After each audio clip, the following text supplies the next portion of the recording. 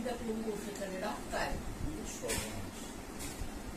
খুব বিরক্ত লাগবে, কিছু করার নেই। বলে না যেতেই হবে, তবুও সেরকম মানুষ ছিল।